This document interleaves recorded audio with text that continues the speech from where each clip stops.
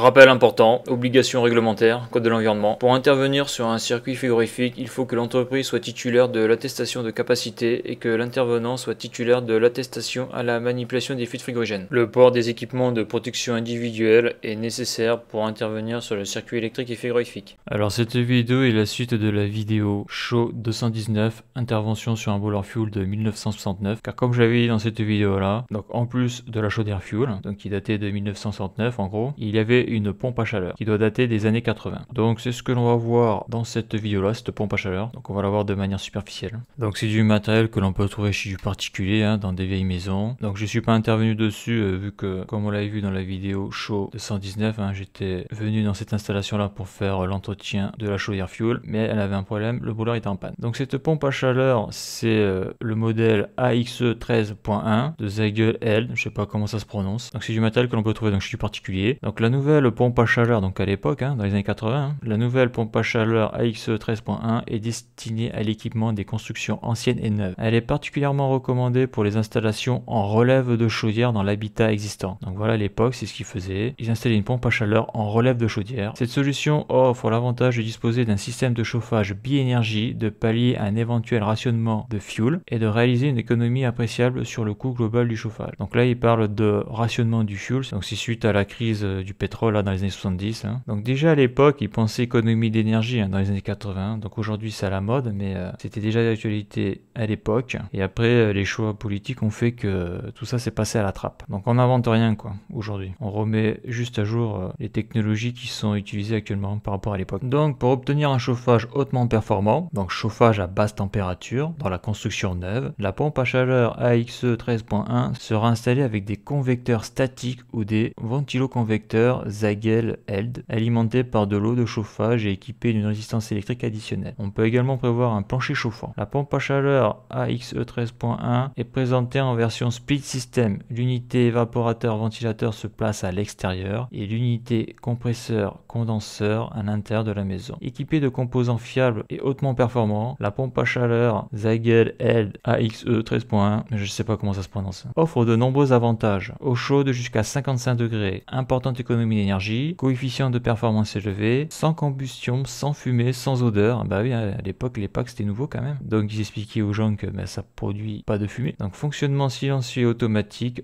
parfaite sécurité, pas de stockage, facilité d'installation, déductibilité fiscale, garantie 2 ans sur pièce du circuit frigorifique, 1 an sur l'appareillage électrique. On remarque qu'en haut, il y a écrit nouveauté 82, donc c'est une machine qui date de 1982. Donc moi je suis intervenu en 2020, donc c'est une machine qui a 38 ans, donc c'est joli. Donc est-ce qu'elle fonctionne? Donc après j'ai pas testé si elle fonctionnait, car le but de mon opération quand je suis intervenu chez ceux qui ont là, c'était pas pour ça, c'est pour la chaudière fuel, et donc je n'avais pas assez de temps. Mais bon, 38 ans, c'est quand même une belle durée de vie. Donc là, si je zoome sur la photo, on voit donc à gauche là l'unité intérieure. Donc on voit qu'on a un voyant de thermostat de retour d'eau. Alors est-ce que c'est parce que l'eau est trop froide ou pas, je sais pas, ou trop chaude? Ça doit être plutôt le flow switch ou le dibista, c'est-à-dire qu'il faut absolument que l'eau circule dans l'échangeur. Donc cet échangeur, on le verra sur le schéma fluidique de la machine, plus loin dans la vidéo. Après on a le voyant BP, le voyant HP et l'interrupteur marche arrêt. Donc ça c'est l'unité intérieure. Et l'unité extérieure, on a un petit schéma, aspiration d'air, refoulement air, aller eau 1 pouce, retour d'eau 1 pouce, donc on est sur du 1 pouce sans canalisation sur l'eau, alimentation électrique,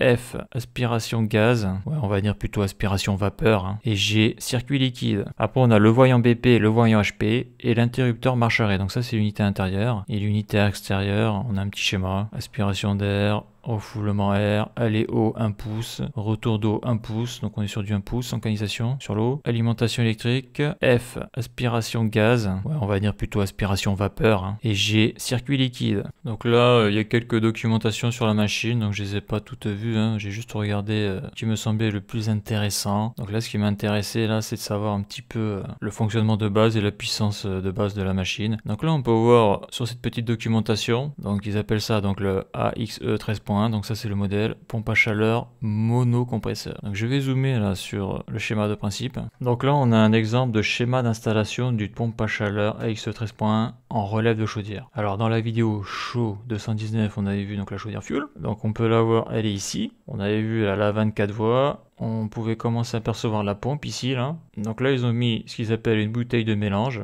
ZH. Donc ça, c'est le circuit de la chaudière. Et après, ici, là, ils ont mis donc l'unité intérieure, donc c'est la pompe à chaleur, là, avec son circuit hydraulique. Donc une pompe, un retour. Ici, on a l'unité extérieure et ils avaient mis un thermostat à l'extérieur de la maison, sûrement pour mettre en marche la pompe à chaleur. Ces pompes à chaleur-là étaient très sensibles à la température extérieure, comme celle d'aujourd'hui, mais à l'époque, les rendements, c'était pas les mêmes qu'aujourd'hui. Aujourd'hui, c'est mieux. Mais c'était pas les mêmes technologies, hein. La pompe à chaleur a pratiquement 40 ans. Hein. Donc là, après, on voit donc le départ chauffage ici, là, avec un thermostat d'ambiance, là, un radiateur. Donc ça part ici, ça revient ici, ça retourne à la bouteille de mélange. Là, on voit qu'ils ont mis une soupape de pression différentielle. Donc ça, eh bien, c'est quand tu fermes ton radiateur. C'est surtout très utile s'il y a des robinets thermostatiques. Hein. Donc en principe, on laisse toujours un radiateur sans robinet thermostatique, mais même si la personne ferme tous les robinets, au moins la pompe, le débit, s'il ne peut plus passer par le radiateur, il passera par ici, qui fait que ça évite de bousiller la pompe. Et à noter, peut-être que je ferai une vidéo dessus, dans les logements collectifs avec la nouvelle réglementation, beaucoup d'immeubles, les vieux immeubles, ont remplacé des robinets radiateurs classiques par des têtes thermostatiques. Malheureusement, ça, quand c'est fait et qu'il fait froid à l'extérieur, ça pose pas de souci. Mais dès que la température extérieure monte,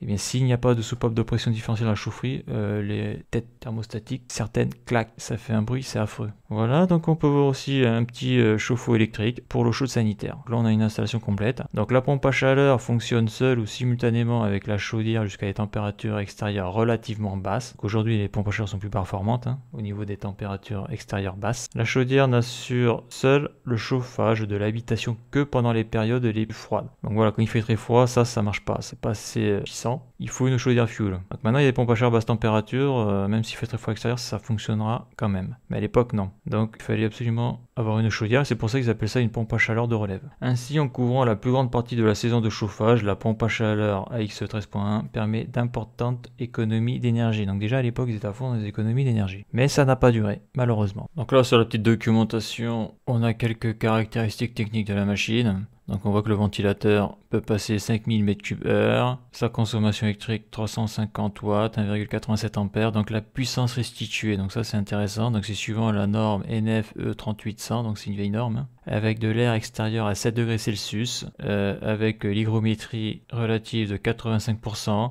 donc au débit nominal, donc probablement le débit d'eau qui passe dans l'échangeur, ainsi que le bon fonctionnement du ventilateur. Donc départ eau à 50 degrés Celsius à plus ou moins 5%, donc marge d'erreur je pense. On produit 12 800 watts en puissance restituée et bien sûr le compresseur consomme 4320 watts. Donc le compresseur puissance nominale absorbée 4320 watts, donc ces relevés ont été faits avec une eau à 50 degrés Celsius. Intensité nominale absorbée 8,2 ampères, intensité absorbée au démarrage 14 ampères et les pressions sont bien sûr égalisées avant de démarrer. Donc ça veut dire que la machine était arrêtée depuis un petit moment. Donc le débit d'eau fluide caloporteur dans l'échangeur 1800 litres/heure, perte de charge interne, 1 mètre de colonne d'eau, donc 0,1 bar de delta P entre l'entrée et la sortie de l'échangeur. Donc ça nous donne un COP brut départ à plus 50 degrés Celsius de 2,96, donc un COP de 3, pour une température extérieure de 7 degrés Celsius. Après là, dès que tu atteignais une température négative, à mon avis, la pompe à chaleur, c'est pour ça qu'un thermostat devait être arrêté, parce qu'après le COP il s'effondre. Bon, je dis ça, mais je suis pas un spécialiste de la pompe à chaleur.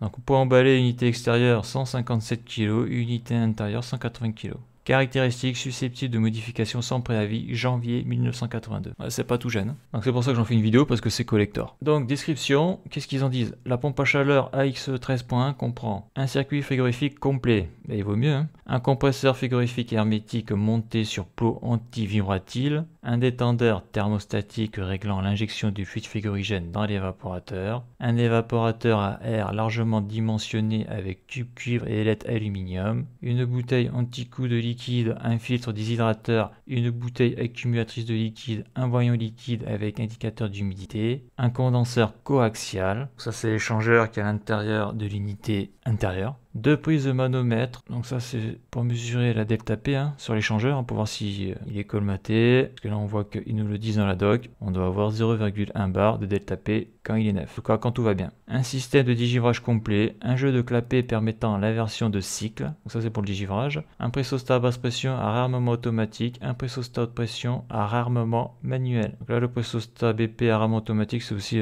pour les digivrages. Si ça descend trop bas, ça se réarme automatiquement. Parce que j'ai fait des vidéos dessus sur ce type de digivrage là, souvent lors du premier cycle de digivrage, quand la machine se lance, ça pète en BP. D'où le pressostat à réarmement automatique. Un ventilateur axial avec grille de protection, un tableau électrique complet, en façade 3 voyants lumineux de signalisation de défaut, coupe en basse pression, haute pression et thermostat de retour d'eau, un interrupteur arrêt-marche. 2 flexibles de raccordement départ-retour chauffage, un habillage esthétique avec revêtement époxy polymérisé, ton orange pour l'unité intérieure, beige pour l'unité extérieure. Chaque unité est constituée d'un châssis en tôle profilé de panneaux démontables revêtus d'une épaisse couche de laine de verre. Donc j'ai pris en photo le schéma fluidique en mode chauffage et en mode digivrage. Donc je vais le survoler, parce que déjà je l'ai pas vu fonctionner réel cette machine. Et surtout j'ai fait une vidéo froid 367 pack ancienne avec digivrage en logique câblée Pioneer 75. Parce que ce qui est intéressant avec ce genre de machine là, c'est la manière dont il gère le digivrage sans régulateur. Donc à l'ancienne avec un thermostat et de la logique câblée. Donc là c'est le premier schéma. En chauffage, unité intérieure, là on a le compresseur, le pressostat BP, armement automatique, le pressostat HP, armement manuel. Ici on a la 24 voies, donc là on est en mode chaud, donc on fait du chauffage.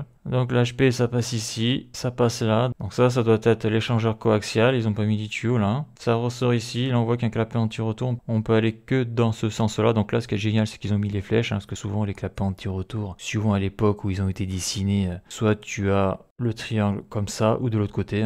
Donc là il n'y a pas de doute, on passe comme ça. Donc la bouteille liquide, bouteille réserve de liquide, on passe ici, on passe là. Donc là ici là ça ressemble à un clapet vu qu'ils ont mis une flèche, quoique non, oui c'est pas un clapet, c'est le fil déshydrateur. Ici probablement un voyant liquide. Là on a un clapet anti-retour, donc ces clapets anti-retour servent au moment du digivrage. Parce que après on peut passer ici, là, on revient ici, mais bon vu que la pression ici et ici c'est la même, il n'y a pas de circulation de fluide. Donc le fluide va tout droit ici, là. Donc là il est bloqué par ce clapet anti-retour là, il passe plutôt ici. Et ici ça, on le voit là, cette vanne là c'est le détendeur thermostatique. Car ici là on voit le train thermostatique là, qui va ici. Et là on a le bulbe qui est à la sortie de l'évaporateur. Donc c'est lui qui permet d'alimenter correctement l'évaporateur en liquide. Et on gère la surchauffe ici là. Donc là on a le détendeur, là on a un distributeur de liquide, parce qu'on voit qu'on a une nappe ici là, et une nappe qui va là. Donc après le fluide se vaporise, il se réchauffe. Là on est 100% vapeur, alors que lorsque l'on rentre ici on doit être à 80% liquide, 20% vapeur. Donc là on a 100% vapeur, on revient ici, on passe ici. Donc là bouteille anti-coup de liquide, ça c'est lors du changement de cycle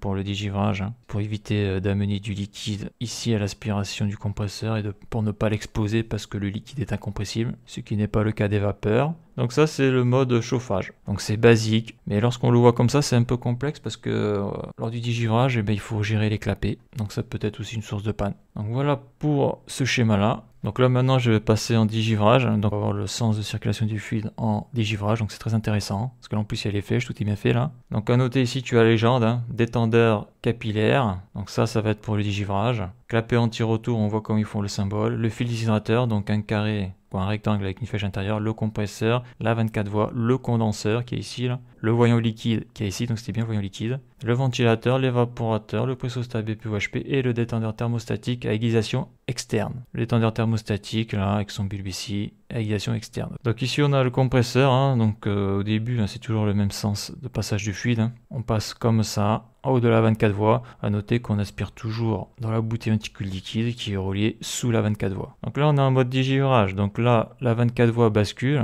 avant on passait par ici, maintenant on passe par là, par la droite. Donc là on a le pressostat HP digivrage. Dans la documentation il parlait d'un pressostat BP, bon ok, bon il y a un pressostat digivrage ici là, donc c'est probablement lui peut-être qui gère la fin de digivrage. Au-delà d'une certaine pression, ça rebascule le cycle. Donc ça après il faut gratter sur le schéma électrique par exemple pour le voir en fonctionnement réel. Donc là le fluide passe comme ça, donc là on a l'état vapeur. On passe ici, donc là on passe dans l'évaporateur. Donc l'évaporateur, si on part en digivrage, il doit y avoir du givre dessus, voire de la glace.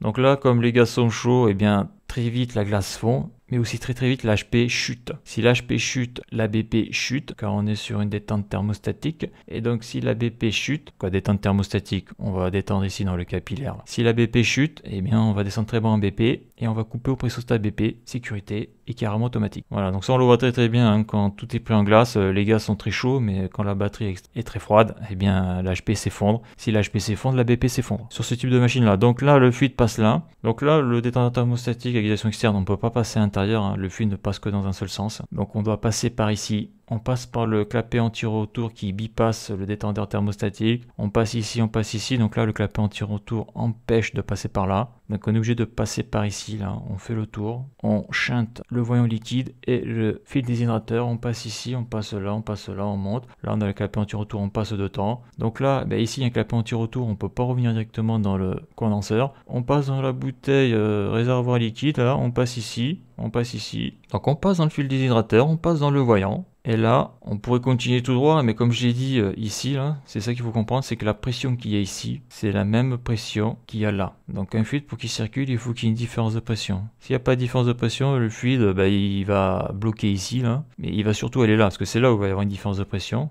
Là, on est sur le HP, là, et là, on va passer en BP, là. Donc là, comme on est sur du digivrage, on contrôle pas la surchauffe, on met juste ici, donc là, c'est un capillaire, parce que c'est une petite puissance aussi, hein, parce qu'on peut aussi avoir un détendeur thermostatique, mais là c'est un capillaire. Donc là on passe de l'HP à la BP, et donc là après, ici on est en BP, là, on est en BP, donc le condenseur ici ça devient l'évaporateur, hein. Et après on revient ici, on revient là, dans la 24 voies, on va sur la bouteille antico-liquide toujours, on revient ici, on va à l'aspiration du compresseur. Et une fois que ici, là, il doit y avoir un thermostat de fin de digivrage, peut-être c'est par rapport à l'HP, je sais pas, il faut voir. Mais dès qu'on atteint une certaine valeur de température sur la batterie qui est à l'extérieur, donc qui est en condenseur, hein, parce qu'on est en mode digivrage, donc sur la batterie extérieure, ou une certaine pression de HP, et bien ça veut dire que la batterie est digivrée et qu'après il va falloir relancer un cycle de chauffe, c'est-à-dire qu'on va passer du mode digivrage au mode chauffage. Donc bien sûr il y a une petite temporisation, le temps que tout s'égoutte tranquillement sur la batterie extérieure, le temps d'égouttage, et puis voilà.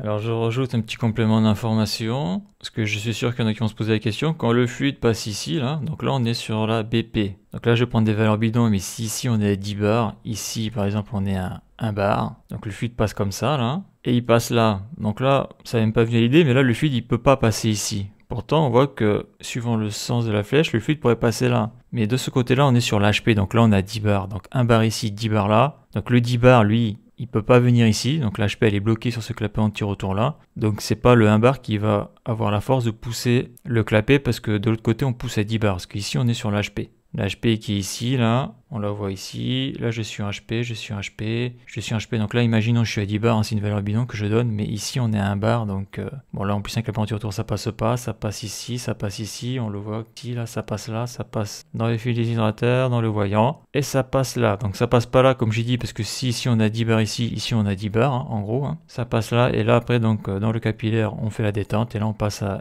une pression beaucoup plus faible, donc là je prends une valeur de 1 bar, hein, donc c'est arbitraire, hein, et on passe ici. Donc ça, il faut que j'avais oublié sur un schéma fluidique. Donc il y a le sens des clapets à prendre en compte, mais aussi les pressions qu'il y a en amont et en aval du clapet. Donc voilà, donc il faut jamais oublier ça. Le sens du clapet anti-retour et la pression qu'il y a en entrée et en sortie clapet anti-retour. Car sinon on n'y comprend rien. Donc si tu veux des compléments d'information, comme j'ai dit, j'ai fait une vidéo spéciale sur ce système-là, parce que j'avais trouvé ça hyper intéressant à l'époque. La manière dont il faisait le digivrage en logique câblée, là, je trouvais ça hyper intéressant. Donc c'est la vidéo Froid 367. Tu peux marquer ça dans le moteur de recherche de Google, Froid 367, et tu devrais tomber dessus automatiquement. Froid 367, tout attaché. Donc là on peut voir sur cette photo le régulateur de la PAC. Donc on dirait qu'il y a deux modules attachés. C'est un Maestro 18 PAC 57 ou Maestro PAC 1857. Donc on peut voir dessus un potentiomètre pour faire une correction, donc ça c'est sûrement pour décaler la pente, hein, pour la température. On a un potentiomètre pour le réduit, donc la nuit, le potentiomètre pour l'accélérer, donc ça c'est sûrement le matin au démarrage, donc c'est de 0 à 10, donc ça va être de 0 degrés Celsius à 10 degrés Celsius, probablement, hein, j'ai pas lu la doc. On voit le potentiomètre pour la consigne aussi, là on voit que c'est réglé à 31 degrés, et en bas on a la pente qui est à 1,5, pente de chauffage, et à droite on a écart 1, écart 2, plus 4, alors je sais pas si c'est en lien avec la correction et le réduit, je sais pas, ça il faut après regarder la documentation. En tout cas celle-là ça m'étonnerait que tu la trouves sur internet. Et après on voit là le bouton là, auto, normal, réduit, hors gel, moins chaud, plus chaud. Et on peut voir un interrupteur marche arrêt pour allumer la pompe à chaleur. On voit qu'il y a un petit papier, il y a marqué pompe. Donc ça c'est le genre de truc qu'il faut toujours contrôler lorsqu'on est sur une installation. Faut jamais se fier à ce qui est écrit, toujours contrôler. Parce qu'on peut avoir de grandes surprises. Sur cette photo on peut voir à quoi ressemble l'unité extérieure. Donc dessus j'ai posé mon sac outil, mais celui-là je le déconseille, il est vraiment trop petit, on peut rien mettre dedans. Il y a pas assez de volume à l'intérieur. Donc j'en ai profité pour retirer une tôle, pour prendre une photo à l'intérieur de l'unité extérieure. Donc là on peut voir les batteries de l'évaporateur et au fond là on peut voir le détendeur thermostatique, on peut voir le distributeur de liquide avec les différentes nappes. Donc le schéma fluidique que l'on a vu précédemment, et bien voilà sur cette photo la tuyauterie en réel. Donc c'est ça qui est pas évident, c'est que lorsque l'on veut se repérer là, et si on n'a pas le schéma, il faut suivre le tuyau, c'est pas forcément évident. Car si un déclampé anti-retour est défectueux, ça peut créer certaines pannes. Sans le schéma fluidique, et bien il faut le faire, car sinon pour dépanner, c'est impossible de faire ça de tête. Savoir quelle est la fonction du clapet, est-ce que la température en sortie-entrée clapet est bonne, etc. pour en diluer les pressions, ce genre de choses. Bon ça c'est du dépannage. Hein. On voit que sur la droite de la photo, il y a un bulbe, donc ça c'est un thermostat. Hein. Donc j'ai l'impression que le digivrage, la fin de digivrage, en tout cas le début du digivrage, qui lance le digivrage, c'est ce thermostat là. Après ça il faut contrôler. Et donc plus il fait froid, plus la batterie va prendre en glace rapidement, plus les cycles de digivrage vont se lancer et moins la pompe à chaleur aura un rendement correct. C'est-à-dire que tout va se dégrader. Donc là j'ai zoomé sur la photo, on voit mieux les éléments là qui est au fond de la machine. Donc voilà pour la petite découverte et présentation de cette pompe à chaleur de 1982.